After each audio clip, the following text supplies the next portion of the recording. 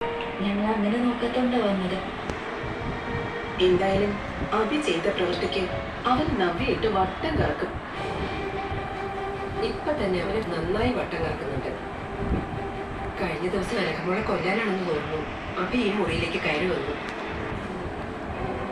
അതൊക്കെ നയനിക്ക് ചോർത്തി കൊടുക്കുന്നത് ഇപ്പൊ നവ്യ. ഞാൻ അവനെ ലോക്കപ്പിലിട്ടെ കാര്യമായിട്ടൊന്നും തല്ലിയിട്ടില്ല. പക്ഷെ ഇനി അവന്റെ ഭാര്യയില്ല ഞാൻ ഓടിക്കും. എന്നിട്ട് ജയിലിലേക്ക് അവനെ പറഞ്ഞു കൊടുത്തുള്ളൂ. അതിനു വേണ്ടിയേ നവ്യെ ചൊന്ന് പറയാൻ കാത്തിരിക്കാൻ ഞാൻ. മോളെ അവനെ കൊന്നാലും ഒരു കുഴപ്പമില്ല.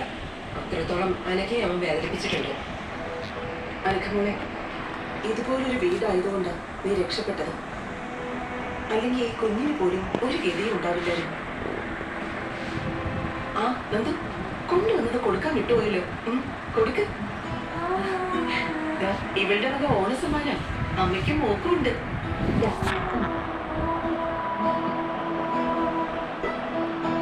എല്ലാവർക്കും വാങ്ങിച്ചിട്ടുണ്ട്.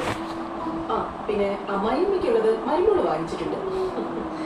ഓണം പ്രമാണിച്ച് പൈസ ഒരുപാട് പൊട്ടിച്ചല്ലേ. ജോലി കിട്ടിയതിനു ശേഷം അവളുടെ ആദ്യത്തെ ഓണമല്ലേ, അതുകൊണ്ട് എല്ലാവർക്കും ഡ്രസ്സ് വാങ്ങിച്ചിട്ടുണ്ട്. പിന്നെ ഇനി കല്യാണം കഴിക്കാൻ പോകുന്നത് വലിയ വക്കീലാണല്ലോ. That's the end, guys. If you want to see more, what the heck is even happening?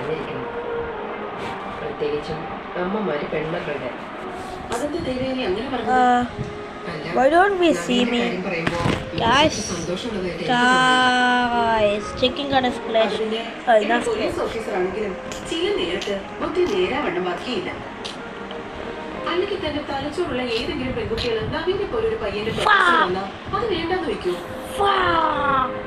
ഏത് നേരം എന്തിനാണ് ഇത് തന്നെ സംസാരിച്ചോണ്ടിരിക്കുന്നത്? നവീന ഉടനെ അതെ അതെ. അതുകൊണ്ട് നൈന്റെ മോളോട് പറയണം ഇവളെ നന്നായിട്ടൊന്ന് ഒരുക്കി നിർത്താൻ.